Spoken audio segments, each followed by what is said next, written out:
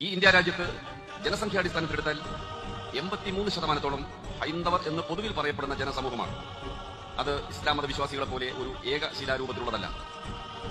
വ്യത്യസ്ത ജാതികൾ, വ്യത്യസ്ത ഗോത്രങ്ങൾ എന്നെല്ലാമായി വിഭജിച്ച് കിടക്കുന്ന ഒരു വലിയ ജനസഞ്ചയമാണ്. ആദിവാസികൾ, ദളിത് ജനവിഭാഗങ്ങൾ, പട്ടികജാതി, പട്ടികവർഗക്കാർ, സവർണർ, വ്യത്യസ്ത ഒരുപാട് വൈജാത്യങ്ങളുണ്ട്. വ്യത്യസ്ത പ്രാദേശിക സംസ്കാരങ്ങളുണ്ട്. ഹിന്ദുവായ കേരളീയനും ഹിന്ദുവായ ബംഗാളിയും രണ്ട് സംസ്കാരക്കാരാണ്. ഹിന്ദുവായ മലയാളിയും ഹിന്ദുവായ തമിഴനും രണ്ട് തരത്തിലുള്ള സംസ്കാരം അംഗീകരിച്ച് അനുസരിച്ച് ജീവിക്കുന്നവർ. വേഷങ്ങളിൽ വ്യത്യാസമുണ്ട്, ഭാഷകളിൽ വ്യത്യാസമുണ്ട്, ജീവിത രീതികളിൽ വ്യത്യാസമുണ്ട്, ഭക്ഷണ രീതികളിൽ വ്യത്യാസമുണ്ട്, ഒരുപാട് വ്യത്യാസങ്ങളുണ്ട്. എങ്കിലും ഹിന്ദു എന്നൊരു പൊതുനാമത്തിൽ അറിയപ്പെടുന്നു.